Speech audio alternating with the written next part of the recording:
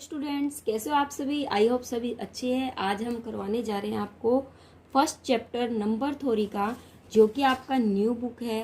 ठीक है, आपको इसी टाइप की बुक खरीदनी है, इससे पुरानी बुक आपको नहीं लेनी है, क्योंकि आपका जो सिलेबस है वो थोड़ा सा चेंज हो रहा है। ठीक है, तो आपको नई बुक ही खरीदनी है, ये बात आप हमेशा याद रखिए। आज हम करवाएंगे डिविजिबिलिटी। जैसा कि आपने पहले क्लास में भी पढ़ा होगा, आपने 6th क्लास में भी डिविजिबिलिटी को पढ़ा है, 5th में भी आई थिंक सो पढ़ा होगा आपने डिविजिबिलिटी क्या होती है, हम डिवाइड कैसे करते हैं। तो ये जो है डिविजिबिलिटी चैप्टर जो है वो आज हम करेंगे। इंटरेस्टिंग चैप्टर है और आपने पढ़ा हुआ है, उससे रिलेटेड है, पर इतना रिलेटेड नहीं है क्योंकि इसमें आपका प्रैक्टिकल कम थ्योरेटिकल ज़्यादा है। ठीक है, तो देखिए आज हम करने जा रहे हैं आपका फर्स्ट चैप्टर। प्लीज़ जल्दी से जल्दी इस वीडियो को लाइक और सब्सक्राइब ज़रूर कर दीजिए, ताकि हम आपके लिए न्यू वीडियो प्रोवाइड करा सके, और बेल बटन को प्रेस ज़रूर कीजिए, ताकि जब भी हम कोई न्यू वीडियो आपके लिए बनाते हैं वो आपको सबसे पहले दिखे। ठीक है, तो देखिए सबसे पहले हमें डिविजिबिलिटी पर पढ़ना है। उससे पहले मैं प्रिंसिपल मैथमेटिक इंडक्शन बताती हूँ आपको क्या होता है। आपने पहले भी पढ़ा हुआ है 11th क्लास के अंदर, principle of mathematical induction what is the. तो देखिए हमने पढ़ा हुआ है कि हम सबसे पहले 1 के लिए प्रूफ करते हैं, फिर हम k के लिए प्रूफ करते हैं, फिर हम k+1 के लिए प्रूफ करते थे। ठीक है, तो ये मैथमेटिकल इंडक्शन आपने पढ़ा हुआ है, और जिसने नहीं पढ़ा हुआ वो आप आज ध्यान से समझ लीजिए। हम क्या करते हैं, ये प्रिंसिपल ऑफ मैथमेटिकल इंडक्शन क्यों अप्लाई होता है, कैसे लिया, कैसे सीरीज आई, ये चेक कीजिए। सबसे पहले मान लीजिए आपके पास यहाँ एक बॉक्स है। ठीक है, सेम डिस्टेंस पर मैंने इसके ये जो लेंथ है ना, इसी के डिस्टेंस पर मैंने एक बॉक्स और रख दिया, फिर इसी के डिस्टेंस पर एक बॉक्स और रख दिया, ऐसे मैंने up to both side distance पर ऐसे बॉक्स रख दिए। डिस्टेंस जो है वो सबके बीच में सेम है। मैंने क्या किया, यहाँ से एक धक्का लगाया। धक्का इतना तेज नहीं लगाना कि सारे बॉक्स गिर जाए। ठीक है, कुश्ती नहीं लड़नी है हमें यहाँ। तो हम क्या करेंगे, हम इसमें धक्का लगाएंगे कि ये बॉक्स जो है वो यहाँ गिरता है। जब ये यहाँ गिरता है तो बिना टच करे इसको ऐसे गिरता है, बिना इसको गिराए यहाँ गिर गया। ठीक है, तो देखिए ये रिजल्ट आपसे किसी ने कहा कि ये बॉक्स रखे हुए हैं और आपको बताना है। मैं कह देती हूँ, जैसे कि मैंने बॉक्स रख दिया और मैंने कहा कि देखो मैंने कितने अच्छे से बॉक्स जचाए हैं, और ये बॉक्स है ना एक दूसरे को गिराएंगे नहीं। ठीक है, तो आप क्या करोगे, सबसे पहले एक रिजल्ट चेक करोगे कि ये बॉक्स गिरेंगे या नहीं गिरेंगे। आप कहोगे नहीं गिर जाएंगे। ठीक है, आप ऐसे ही कहोगे ना, क्योंकि दूसरों को गिराना ही तो आपका काम रहता है। तो आप क्या कहोगे, नहीं ये गिर जाएंगे। तो फर्स्ट आप चेक करोगे कि पहला बॉक्स गिर रहा है या नहीं गिर रहा। आपने पहला बॉक्स जब इसको गिराया तो ये दूसरे को बिना टच करे यहाँ एडजस्ट हो गया। क्लियर है। ठीक है, ये तो था मेरा 1 के लिए, मैंने 1 के लिए प्रूफ कर लिया। ठीक है, उसके बाद क्या, फिर भी मुझे सेटिस्फिकेशन नहीं कि अब तो बीच में से कोई गिर जाए। तो आप क्या करोगे, बीच में से देखोगे, कहीं से भी मान लीजिए यहाँ भी एक बॉक्स है, यहाँ भी एक बॉक्स है, बीच में से कहीं से भी आप ट्राई करोगे, तो वो जो बॉक्स आप कहीं से भी ट्राई करते हो उसको धक्का देते हो और वो यहाँ पर आकर रुक जाता है। ठीक है, तो कहीं से भी आप ट्राई करते हो तो वो हमारा किसके लिए प्रूफ हो रहा है, के के लिए। किसके लिए प्रूफ कर रहे हो, वो आप प्रॉपर्टी के लिए कर रहे हो। उसके बाद भी फिर भी आपको सेटिस्फिकेशन नहीं हो, आप बोले लास्ट एक और करके देखता हूँ कि अब तक हो ही जाए। तो ठीक है, यहाँ तक के आ चुका था। अब आप कहीं पर भी आगे अगर आप करते हो, ठीक है, तो वो मान लीजिए आपने इस बॉक्स को गिराने की कोशिश की, मैं एक और ट्राई करता हूँ, इस बॉक्स को गिराने की कोशिश की और वो यहाँ पर आकर एडजस्ट हो गया। ठीक है, हो गया। तो वो जो होगा वो मान लीजिए आप क्या है, k+1 के लिए आप चेक करते हो। ठीक है, अब आपने 3 बार चेक कर लिया, 1 2 3, तो इट मीन्स क्या होगा, आप लास्ट में क्या कहोगे, हाँ ये रिजल्ट बिल्कुल सही है, क्योंकि मैंने 3 बार चेक किया, 3 बार वही रिजल्ट आ रहा है। ठीक है, तो बस आपको मैथमेटिकल इंडक्शन में भी ऐसे ही करना है। आपको यही चेक करना है कि क्या वो 1 के लिए प्रूफ हो रहा है, क्या वो k के लिए प्रूफ हो रहा है, क्या वो k+1 के लिए भी प्रूफ हो रहा है। अगर ये तीनों के लिए प्रूफ हो रहा है then its result is true. ठीक है, तो हमारा जो रिजल्ट रहेगा वो क्या रहेगा, ट्रू रहेगा। यही प्रॉपर्टी अब हमें नेक्स्ट वीडियो इसमें हमें होल्ड करनी है। तो देखिए ये होता है मेरा मैथमेटिकल इंडक्शन, और कुछ भी नहीं है। आपको सबसे पहले क्या करना है कि आपको ये n = 1 के लिए ट्रू बताना है। ठीक है, फिर आप क्या करोगे, आपको सेकंड जो है वो आपको किसी n के लिए ट्रू करना है। जैसे मैंने k के लिए लिया, आप n के लिए भी ले सकते हो। थर्ड जो है वो आप n+1 के लिए ट्रू करते हो, जैसे मैंने k+1 के लिए लिया। ये n और n+1 ये बीच का कोई भी एलिमेंट जो जिसके ऊपर आप ट्राई करते हो ये वो है। क्लियर है। तो इस तरीके से हम सबके ऊपर वर्किंग रूल टेस्ट करेंगे कि मैथमेटिकल इंडक्शन की प्रॉपर्टी होल्ड होती है या नहीं होती है। अगर होल्ड होती है तो हमारा जो रिजल्ट है वो ठीक है, अदरवाइज वो गलत है। ठीक है, तो इस तरीके से हम ये जो है करेंगे। उसके बाद आता है मेरे पास, क्या आता है उसके बाद आता है डिविजिबिलिटी। ठीक है, तो देखिए डिविजिबिलिटी की डेफिनेशन में क्या दे रखा है आपको, आपने डिविजिबिलिटी पहले भी पढ़ा है कि an integer is said to be divided another integer b. ठीक है, कोई भी एक इंटीजर है जो कि ए है, ए इंटीजर जो है वो a integer divided to b, मतलब बी को वो डिवाइड करता है, ऐसे बी को क्या कर रहा है, ये डिवाइड कर रहा है। एक बात और बता दूं इससे पहले मैं आपको, अगर आपका ए और बी ऐसे गिवन है ना बेटा, ठीक है, नंबर थ्योरी के अंदर, ठीक है, हम जैसे भी न्यूमेरिकल वाला पोर्शन करते थे, अगर इस तरीके से आता था तो हम क्या करते थे कि ए अपॉन बी है, ऐसे करते थे। ठीक है, मैं तो ऐसे ही करती थी भाई, आपका मुझे पता नहीं है। तो एक बात याद रखना कि नंबर थ्योरी के अंदर ए अपॉन बी का मतलब ये नहीं है कि आपका ए जो है वो बी को डिवाइड करता है, ऐसा नहीं है। ठीक है, इसका मतलब क्या है कि बी अपॉन ए होगा, क्या होगा, बी अपॉन ए है। ठीक है, ए अगर आपको इस तरीके से गिवन है ए और बी, तो आपको ये याद रखना है कि वो बी अपॉन ए है, मतलब वो बी को ए डिवाइड करता है। क्लियर है? ठीक है, तो इसने बोला भी है कि ए इंटीजर जो है ऐसा है जो डिवाइड करता है अनदर इंटीजर बी को। क्लियर है? If there exist another integer C, अगर यहाँ पर कोई अनदर इंटीजर सी एग्जिस्ट करता है such that b is equal to में ए सी। ये कैसे आया? ठीक है, देखो इसने बोला कि ए जो है वो डिवाइड करता है बी को, अगर बी को ए डिवाइड करेगा, बी को अगर ए डिवाइड करेगा, मान लीजिए ये डिवाइड कर रहा है, ऊपर 4 है और नीचे 2 है, 2 से इसको डिवाइड करता है, ये 2 पर गया तो रिजल्ट क्या आता है, 2 आता है। इट मीन सी की वैल्यू जो है वो क्या है, 2 है। भाई आप जब भी किसी नंबर को डिवाइड करते हो तो कुछ ना कुछ तो रिजल्ट आएगा ना, कुछ ना कुछ रिजल्ट हमारा आएगा। वो रिजल्ट मैंने क्या मान लिया, सी मान लिया, कि जब आपको बी ए को डिवाइड करता है तो वो सी के बराबर है। क्लियर है मेरी बात? Have done? तो इट मीन्स मेरा सी आया। अगर मैं बी को यहीं रहने दूं और ए को उधर ही ले जाऊं तो बी इज इक्वल टू में क्या आ गया बेटा, सी आ गया। That's result. ये रिजल्ट जो है वो वही रिजल्ट आया जो मैंने निकाला है। क्लियर है ना मेरी बात? ठीक है, तो इस तरीके से जो है ये रिजल्ट निकलते हैं। उसके बाद देखिए ये जो क्वेश्चन है, ये आपको कुछ रिजल्ट दिए हुए हैं, ये आपको करनी है। अगर मान लीजिए, एक बात और आपको बता देती हूँ कि अगर ए इंटीजर डिवाइड करता है बी को, ठीक है, किसी भी चीज का जब आपका यूज आएगा ना तब बताएंगे, तब आपको जल्दी से समझ आ जाएगा।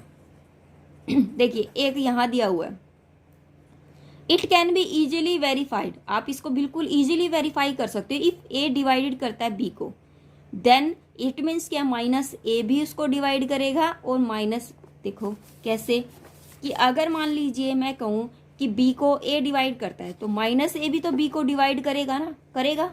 ये बात भी क्लियर है कि माइनस ए भी बी को क्या करेगा, डिवाइड करेगा। कि अगर -2 यहाँ लगा देती मैं, ए की जगह पर -2 है तो भी तो इसको डिवाइड करेगा ना, ऐसा तो नहीं है कि वो डिवाइड नहीं करेगा। इट मीन्स प्लस माइनस ए दोनों ही आपके बी को क्या करेंगे, डिवाइड करेंगे। क्लियर है मेरी बात?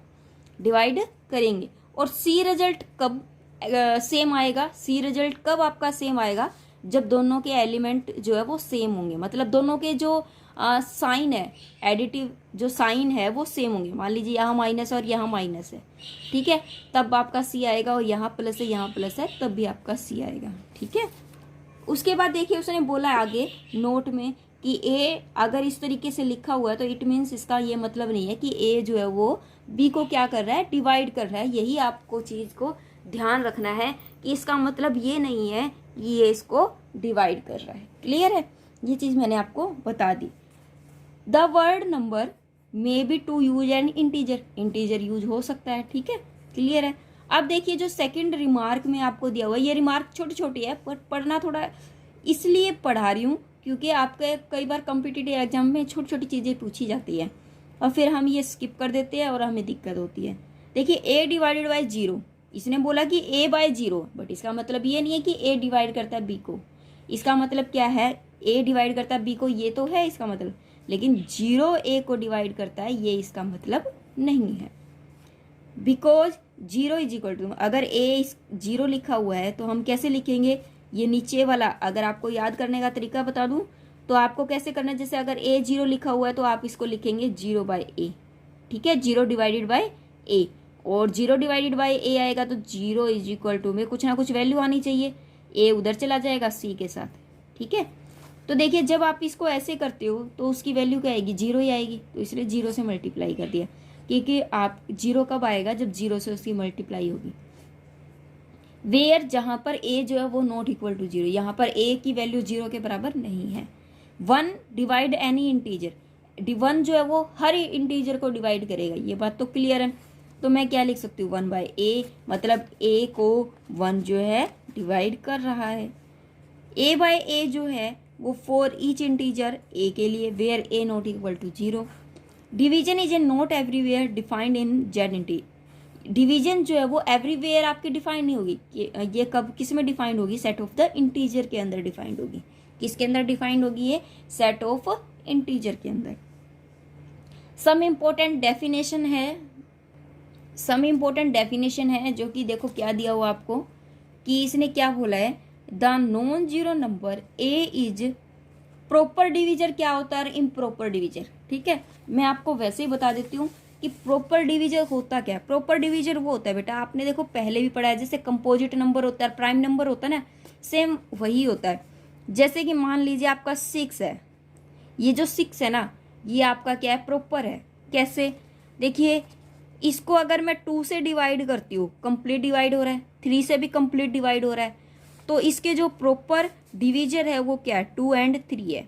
इसके जो प्रॉपर डिवीजर है 2 और 3 है। मतलब आपका कोई भी नंबर उसको प्रॉपरली अगर डिवाइड करता है 1 और उसको खुद को छोड़कर, मतलब 1 और उसको खुद को, मान लीजिए 6 है तो 6, इन दोनों को छोड़कर कोई भी अनदर नंबर जब इस 6 को डिवाइड करता है वो भी completely, then it is called the proper divisor, ठीक है। इन दोनों को काउंट नहीं करना आपको। जैसे कि मैं कहूँगी प्रॉपर डिवीजर वाले आप ये बताओ कौन कौन से एलिमेंट है, तो कभी आप लिख दो 2, 3, 1, 6, नो, आपको इनको नहीं लिखना, आपको 2 और 3 लिखना है सिर्फ, क्योंकि प्रॉपर डिवीजर आपको यही लेना है, ये नहीं लेना। और इसके अलावा जब आपका इम्प्रॉपर इंटीजर की बात, डिवीजर की बात जब हम करें, इम्प्रॉपर डिवीजर के अंदर बेटा आपको क्या है, ये नहीं होगा, सिर्फ और सिर्फ वो 1 होगा और इटसेल्फ कोई खुद का नंबर होगा, ठीक है, 1 और इटसेल्फ, ठीक है, खुद से। वो एक तो 1 से डिवाइड करेगा, वो खुद से डिवाइड करेगा, वो क्या होगा, इम्प्रॉपर डिवीजर होगा, उसमें ये वाले नंबर नहीं आएंगे, ठीक है। वो किसी और एलिमेंट को डिवाइजर नहीं करेगा, जैसे कंपोजिट और उसमें होता है ना प्राइम नंबर में, सेम एज इट इज वही वाली बात इसके अंदर है। क्लियर है, ठीक है, हैव डन। तो इस तरीके से हमें प्रॉपर और इम्प्रॉपर की डेफिनेशन मिल चुकी है, लेकिन फिर भी एक बार इसको पढ़ लेते हैं कि the non zero number A है, कोई भी नॉन जीरो नंबर ए है, उसे हम set to be proper divisor of b कहेंगे। कब, यदि if a divide the b, यदि वो ए जो है वो डिवाइड करता है बी को, एंड ए की वैल्यू जो है वो कभी भी नॉट इक्वल टू +-1 नहीं होनी चाहिए, लेकिन ना ही बी की वैल्यू +- ये होनी चाहिए, उसने बोला। देखो for example proper divisor of the 16 जो है वो +-2 हो सकता है ना, +-2 जो है वो क्या है, हो सकता है, ठीक है। तो देखिए द प्रॉपर डिवीजर कैसे, जैसे कि मान लीजिए 16 है, इसका प्रॉपर डिवीजर बताना है तो +-2 दोनों हो सकते हैं बेटा, ये प्लस से भी कंप्लीट डिवाइड करता है, माइनस से भी। इसी तरीके से अगर मैं +-4 ले लूँ तो ये भी इसको पूरा कंप्लीटली डिवाइड करता है, और +-8 जो है वो भी इसको कंप्लीटली डिवाइड करता है, ठीक है, हो गया क्लियर। तो ये तो हो गए मेरे प्रॉपर की। उसके बाद देखो अब मैं बताती हूँ इम्प्रॉपर में डिवीजर में क्या करना है आपको। For every non zero number b the improper divisor are +-1 +-b, ठीक है। सिर्फ और सिर्फ वही एलिमेंट आए जो वो 1 हो और खुद से हो, सिर्फ 2, इसके अलावा तीसरा कोई एलिमेंट नहीं आना चाहिए, वो होता है आपका इम्प्रॉपर। जैसे कि मान लीजिए अगर मुझे for example improper of the divisor of the 16, अगर मैं आपसे पूछ लूँ, देखो 16 2 से भी हो रहा है, 4 से भी हो रहा है, और पूछा उसने क्या, इम्प्रॉपर डिवीजर पूछ रखा है, तो इम्प्रॉपर डिवीजर करके आप ऐसे मत कर देना 1 16 और 2 4 और भी लिख दो, नहीं, आपको 2 4 और 8 वाले तो लिखने ही नहीं है, सिर्फ 1 और 1 16 लिखना है, मतलब एक तो 1 और एक खुद का उसी का कोई नंबर, वही सेम टू सेम, ठीक है। इसके अलावा आपको कुछ नहीं लिखना। इम्प्रॉपर डिवीजर ये होता है, प्रॉपर डिवीजर वो होता है। क्लियर है। आपको इवन नंबर पता ही है, जिसके अंदर 2 आता है वो इवन नंबर होता है। जैसे कि मान लीजिए अगर मैं ये कहूँ, आपको देखने से नहीं पता चल रहा होगा 2K, क्या ये इवन नंबर है? इवन नंबर है। कैसे? क्योंकि इसके आगे 2 है।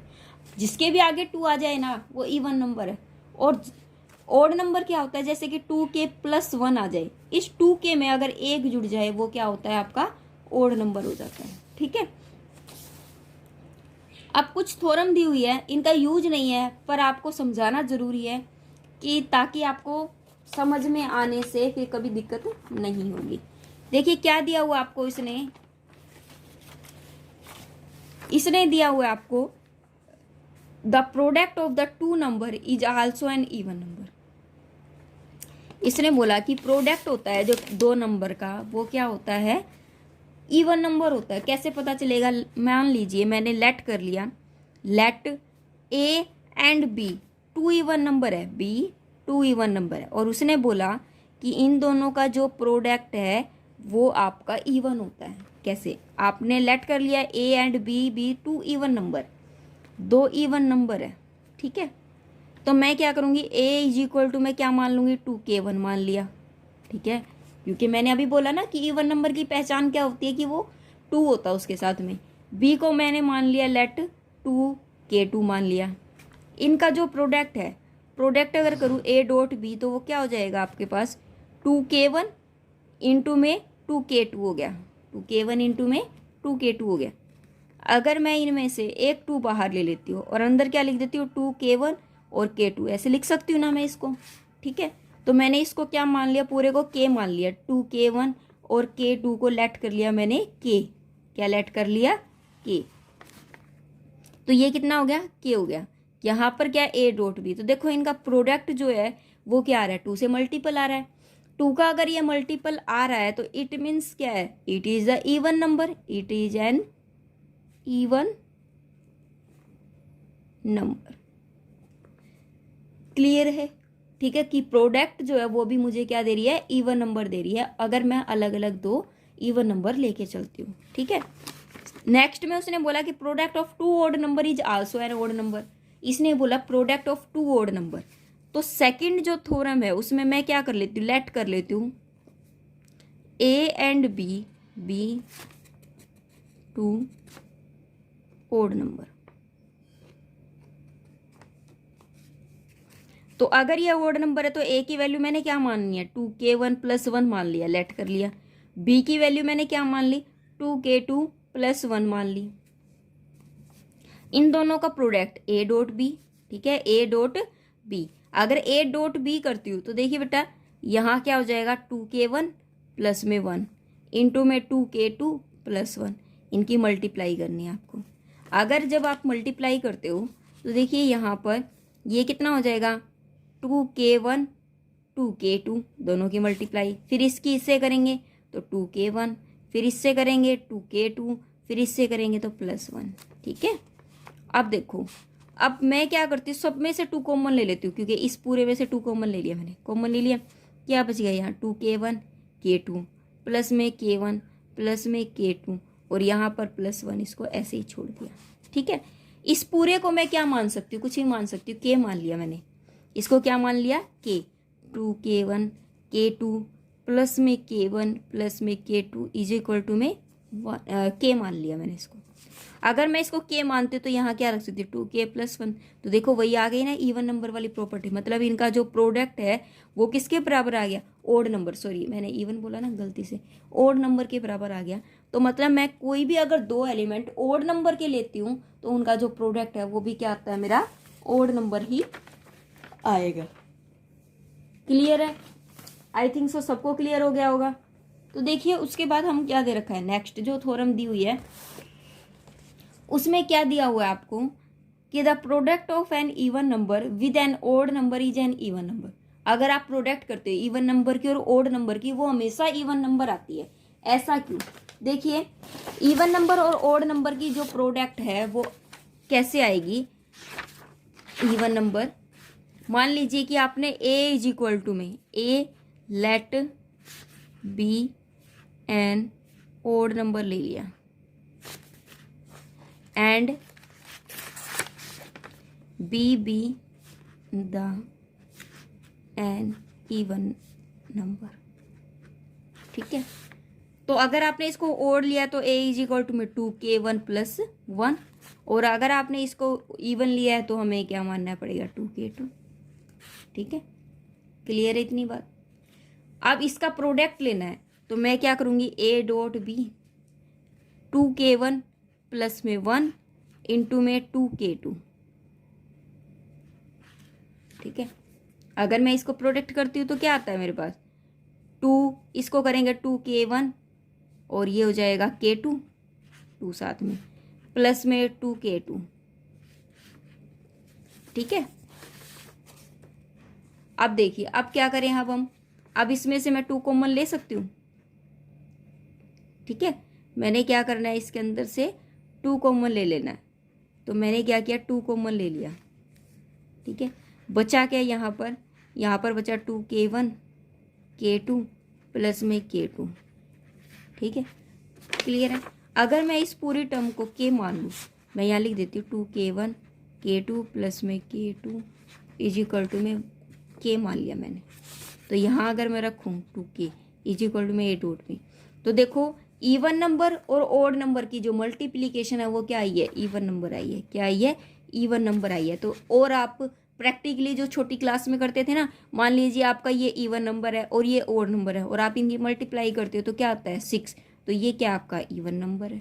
ठीक है, लेकिन आपको यहाँ पर इस तरीके से नहीं सोल्व करना है, इस तरीके से सोल्व करके आपको शो करना है अगर आपसे एग्जाम में पूछ लिया जाए तो।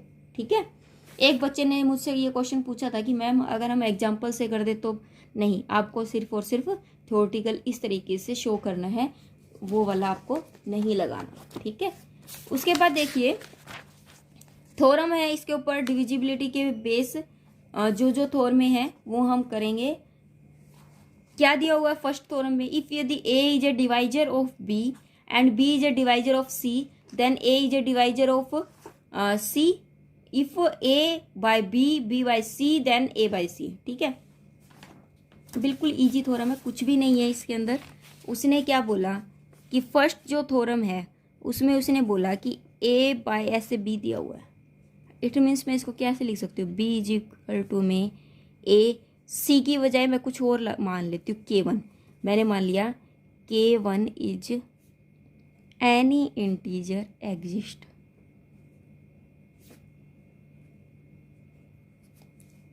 ठीक है, हो गया क्लियर। अब देखिए अब नेक्स्ट क्या करेंगे हम, स्टेप जो है उसने बोला फिर b बाय c है, तो इसमें c इज इक्वल टू में b इंटू में कुछ भी मान लीजिए k2 मान लिया। ठीक है, देयर एग्जिस्ट, यहाँ लिख देना there exist N integer k2। ठीक है, हो गया क्लियर। उसके बाद हमें क्या बोला उसने कि आपको ये प्रूफ करना है कि अगर आप a बाय c जो है, मतलब c इज इक्वल टू में a और साथ में कोई भी कांस्टेंट, कोई भी इंटीजर वैल्यू जो है वो आनी चाहिए। ठीक है, आपके पास ये 2 चीज़ें गिवन है, गिवन आपको क्या है, ये चीज़ है, और आपको प्रूफ क्या करनी है, ये वाली चीज़। तो मैं क्या करूँगी, ये इक्वेशन फर्स्ट है और ये इक्वेशन सेकंड है, तो मैं क्या करूँगी, from first and second, from first and second equation. ठीक है, अब कैसे फ्रॉम फर्स्ट और सेकंड इक्वेशन, देखो यहाँ पर b की वैल्यू ये है, अगर मैं b की वैल्यू यहाँ पुट कर दूँ, ठीक है, तो देखिए c इज इक्वल टू में bk2 है, और अगर मैं c इज इक्वल टू में b की जगह पर ये वाली वैल्यू पुट कर दूँ a k1 और यहाँ पर k2 है। ठीक है, तो c इज इक्वल टू में a और k1 और k2 इसको हमने क्या मान लिया, एज ए इंटीजर काउंट कर लिया, क्योंकि देखो k1 भी एक इंटीजर था और k2 भी इंटीजर था। अगर मान लीजिए k1 इंटीजर, लेट कर लेती हूँ, अगर k1 इंटीजर आपका 3 है और k2 इंटीजर आपका 2 है, तो इन दोनों की अगर आप प्रोडक्ट करोगे, मल्टीप्लाई करोगे, तब भी तो कोई ना कोई इंटीजर तो आ ही रहा है ना। इट मीन्स क्या, यहाँ पर कोई ना कोई इंटीजर आ रहा है, तो मैं क्या कहूँगी, यहाँ पर कहूँगी k1 k2 be the any integer, कोई भी इंटीजर है, ये भी क्या है, कोई भी इंटीजर है, तो वो क्या है K1 और K2। तो ये क्या हो रहा है कि C अपॉन A, अगर मैं ये A नीचे ले आती हूँ तो यहाँ पर क्या है K1 K2, इट मीन्स ये कुछ ना कुछ इंटीजर है, और C अपॉन A, यही तो मुझे प्रूफ करना था कि ये जो है आपका डिविजिबिलिटी रूल जो है वो A इज डिवाइजर है। यहाँ पर क्या है, A is divided, A is divisor of C। ये किसका डिवाइजर है, C का डिवाइजर है, यही तो मुझे प्रूफ करना था, ये मेरा प्रूफ हो चुका है। बिल्कुल छोटी छोटी थ्योरम है ये वाली, ठीक है। उसके बाद जो सेकंड थ्योरम है उसमें क्या कहा है उसने कि if A divided B, it means क्या है, अगर आपको पहले तो आपको क्वेश्चन समझते पहले ये चीजें लिखनी है कि अगर इस तरीके से दिया हुआ है तो आपको B इज इक्वल टू में A और कुछ ना कुछ कांस्टेंट, या सॉरी कुछ कांस्टेंट नहीं बोल सकते, कुछ ना कुछ आपको क्या लेना है, इंटीजर लेना है। तो यहाँ आप लिखोगे कि any integer K1 exist for this, ठीक है। उसके बाद सेकंड में क्या बोला, B अपॉन A। तो देखिए मैं इसको बार बार में अपॉन A ही बोल रही हूँ, ठीक है, क्योंकि आदत यही पड़ी हुई है इसको बोलने की। तो हम क्या लिखेंगे, A इज इक्वल टू में B K2 मान लिया मैंने, तो यहाँ लिखोगे आप any integer K2 exist for B by A। Clear है, ठीक है। अगर मैं दोनों की इक्वेशन उठाती हूँ तो मैं यहाँ लिखूंगी from first and second equation, ये फर्स्ट है ये सेकंड है।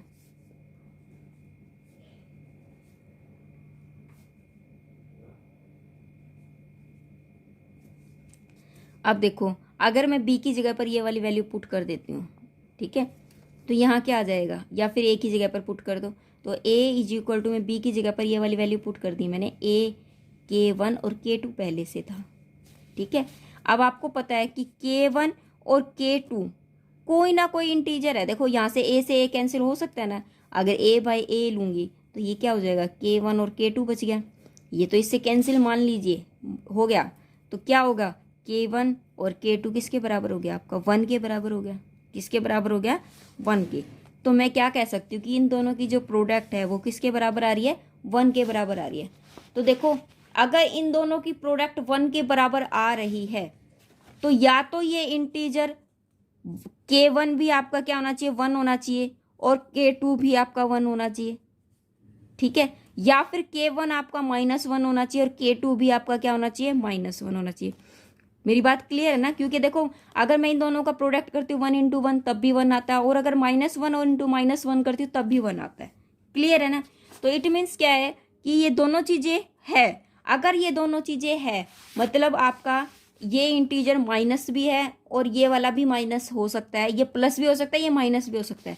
इट मीन्स मैं क्या कहूँगी कि 10 इस रिजल्ट से मैं ये कह सकती हूँ कि A जो है वो किसके बराबर हो सकता है, प्लस माइनस B के बराबर हो सकता है।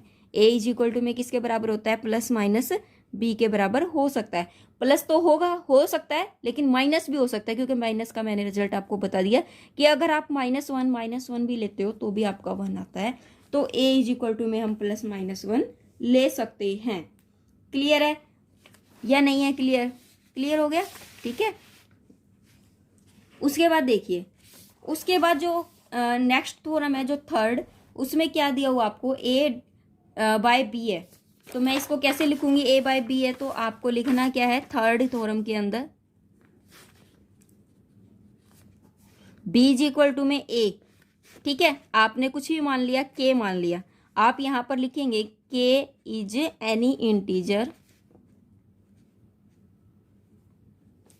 फोर किसके लिए, ये आपका A अपॉन B के लिए, ठीक है, एग्जिस्ट कर रहा है।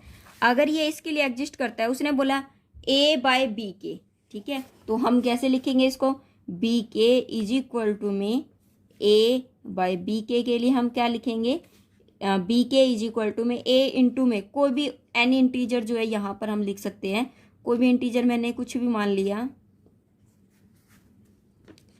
कोई भी इंटीजर मान लीजिए मैंने, K ही है एक बार। तो इसको मानने से पहले एक बार चीज करते हैं, जैसे B की जगह पर मैं क्या लिख सकती हूँ, B के, बी के लेके चल रहे हो तो बी की जगह पर मैं क्या लिख सकती हूँ, ए के लिख सकती हूँ ना। बी की जगह पर मैंने ए के लिख दिया, ठीक है, और ए के इसके साथ में है। क्लियर है। तो एक के से तो क्या करेंगे हम, यहाँ बी के, ये 2 के है ना, 2 के को मैंने क्या मान लिया, कुछ भी मान सकती हूँ मैं। एक सेकेंड, मैंने के नहीं मानना था मुझे, क्योंकि नीचे भी के आ गया ना, सॉरी एक सेकेंड।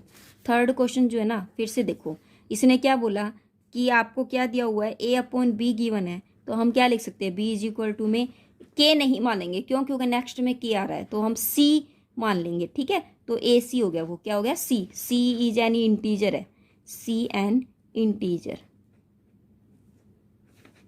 फॉर ए बी, ठीक है। उसके बाद उसने बोला बी ए अपॉन बी के दिया हुआ है, तो मैं बी के इज इक्वल टू में, बी के इज इक्वल टू में, तो बी की जगह पर मैं क्या रख सकती हूँ, ए सी रख सकती हूँ, और के साथ में है ही, तो ये कितना हो गया, सी के।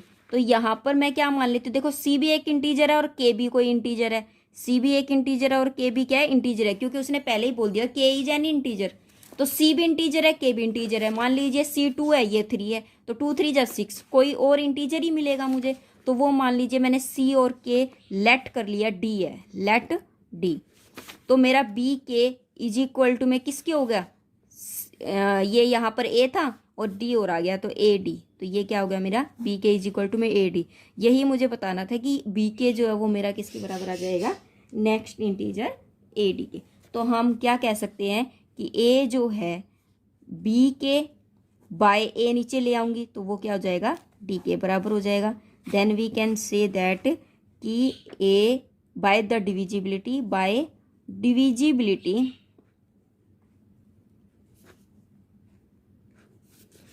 ए डिवाइड